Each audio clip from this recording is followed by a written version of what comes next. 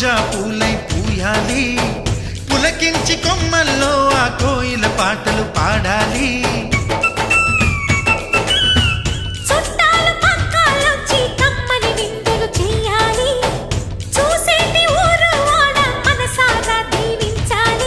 నలుగురు కలిసి చేతులు కలిపి మన కలలన్నీ పండించాలి.